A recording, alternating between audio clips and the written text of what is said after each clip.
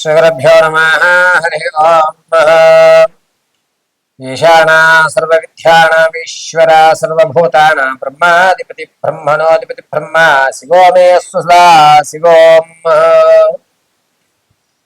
పంచాంగ శ్రవణం అనేటువంటిది ఉగాది రోజు మనం జరుపుకుంటూ ఉంటాం. 2026 అనేటువంటిది తెలుగు నామ సంవత్సర ప్రకారంగా చెప్పుకోవాలి అంటే కనుక మార్చి 19వ తారీఖు నుంచి ప్రారంభమవుతుంది. అయితే కొంతమంది తమ యొక్క ఆలోచన విధానాన్ని అంటే న్యూ ఇయర్ నుంచి కొత్త జీవితం ప్రారంభం చేద్దాం, న్యూ ఇయర్ నుంచి ఒక కొత్త గోల్స్ ఏర్పరచుకుందాం, ఈ న్యూ ఇయర్ నుంచి నా జీవితంలో కొన్ని చెడు వ్యసనాలు వదిలేద్దాం, ఈ కొత్త సంవత్సరం అంటే ఆంగ్ల సంవత్సరం జనవరి 1వ తారీఖు నుంచి కూడా నేను ఇలా మారదాం అనుకుంటున్నాను, నా యొక్క ఆలోచన విధానం కానీ స్థిరాస్తులు కానీ నేను ఈ సంవత్సరం నుంచి ఇంకా అప్పులు చేయడం కానీ అప్పులు ఇవ్వడం కానీ మానేద్దామని కొన్ని నిర్ణయాలు కొంతమంది తీసుకుంటూ ఉంటారు.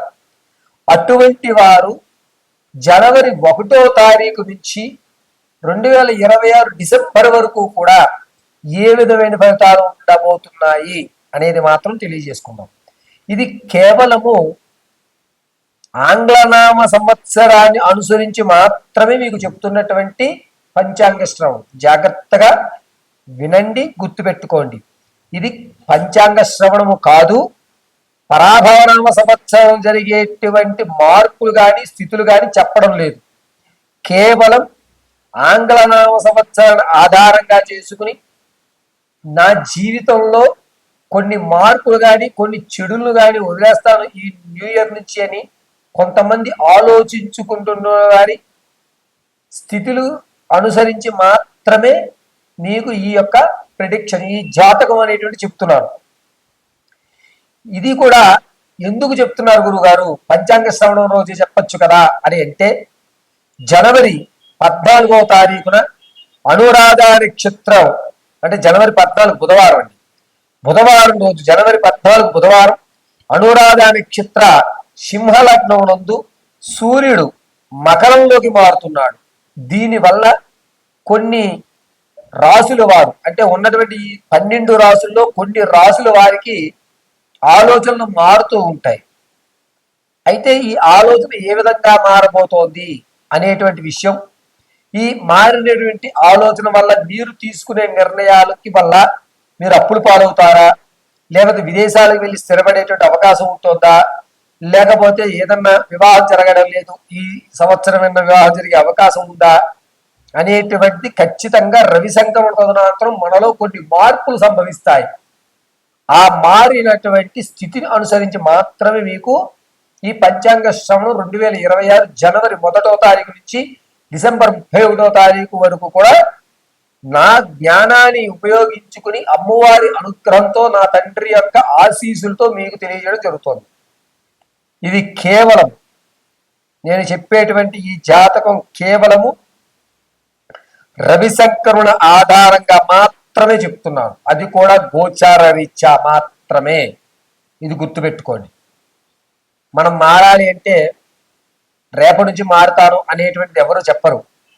1వ తారీఖు నుంచి మారదాం, రేపు 10వ తారీఖు నుంచి మారదాం, ఇలా ఆ యొక్క డేట్ని కొంచెం మెన్షన్ చేస్తూ ఉంటారు. యావయ్యా ఇల్లు ఎప్పుడు కొన్నాము, నెక్స్ట్ ఇయర్ కొనేస్తానండి, తర్వాత సంవత్సరం జనవరి 10-15 తర్వాత శుభగడియలు వస్తున్నాయి కదా, రవి మారిన వెంటనే ఇల్లు కొనేటువంటి ఆలోచనలో ఉంటాను. యాయా చెడు వ్యసనాలు ఎప్పుడు మానేస్తున్నావు, రేపు న్యూ ఇయర్ నుంచి మానేస్తామండి, న్యూ ఇయర్ రోజు ఒక్కరోజు అనేటువంటి మాటను అనుసరించి మాత్రమే నీకు ఈ ప్రిడిక్షన్ అనేది చెప్తున్నాను.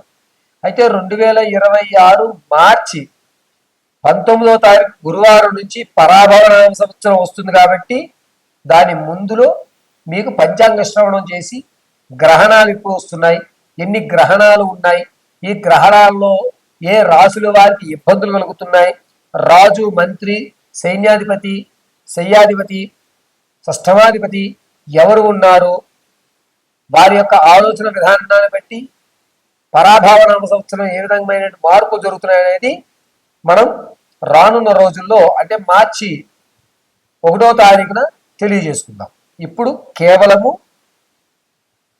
ఆంగ్లనామ సంవత్సరం ఆధారంగా జనవరి 14వ తారీఖు బుధవారం రోజు అనురాధ నక్షత్రంలో సింహలగ్నంలో సూర్యుడు మకరంలోకి మారడం అనేటువంటి దాన్ని బేస్ చేసి మాత్రమే గోచార రీత్యా మీకు ప్రిడిక్షన్ చెప్పడం జరుగుతుంది. ఇది కేవలం గోచార రీత్యా మాత్రమే. మీ వ్యక్తిగతమైనటువంటి విషయాన్ని తెలుసుకోవడానికి కింద స్క్రోల్ అవుతున్న నెంబర్ సంప్రదించండి. ఇలా సంప్రదించి date of birth, time, place of birth మాకు వాట్సాప్ చేయడం, దాన్ని అనుసరించి మీ పూర్తి జాతకాన్ని వివరించడం జరుగుతుంది. డేట్ ఆఫ్ బర్త్ తెలియకపోతే మీ యొక్క ఫోటో ఆధారంగా మేము అడిగేటువంటి 3 ప్రశ్నలకు మీరు చెప్పేటువంటి సమాధానాల ఆధారంగా మీ పూర్తి జాతకాన్ని, అసలు భవిష్యత్తు ఉంటుందా, భవిష్యత్తులో నాకంటూ కొన్ని పేజీలను నేను లిఖించగలుగుతానా, అనుకున్నటువంటి అమ్మాయిని వివాహం చేసుకోగలుగుతానా, ఆర్థికంగా నిలబడగలుగుతానా, ఆరోగ్య సమస్యల నుంచి బయటపడగలుగుతానా, ఏ విధమైనటువంటి దేవతారాధన, ఏ విధమైనటువంటి దానాలు, ఏ విధమైనటువంటి పుణ్యక్షేత్రాలు నేను ధరిస్తే నాకు లాభదాయకంగా ఉంటుంది, అందరికంటే నాకు ఒక గుర్తింపు సమాజంలో ఎప్పుడు కలుగుతుంది అనేటువంటివి పూర్తిగా మీకు వివరించి చెప్పడం జరుగుతుంది. మకర రాశి వారికి 2026 జనవరి 1వ తారీఖు నుంచి డిసెంబర్ వరకు కూడా అనూహ్యమైనటువంటి మార్పులు జరుగుతున్నాయి. ఎప్పుడూ ఊహించిన విధంగా మీ జీవితంలో కొత్త ఒరవడి, ఆలోచించే కోణం మారడం, ప్రతిదీ కూడా భగవంతు సంబంధం కాదు, మనం కూడా ప్రయత్నం చెయ్యాలి అనేటువంటి ఒక నిర్ణయానికి రావడం, బద్ధకాన్ని విడిచిపెట్టడం అనేటువంటిది మార్చి 28వ తారీఖు నుంచి చేస్తూ ఉంటారు. అంతేకాకుండా జనవరి 14వ తారీఖు అనురాధ నక్షత్రయుక్త సింహలగ్నంలో మకర రాశిలో ధనుసు రాశి వారి యొక్క ఆలోచన విధానం పూర్తిగా విభిన్నంగా మారిపోతుంది.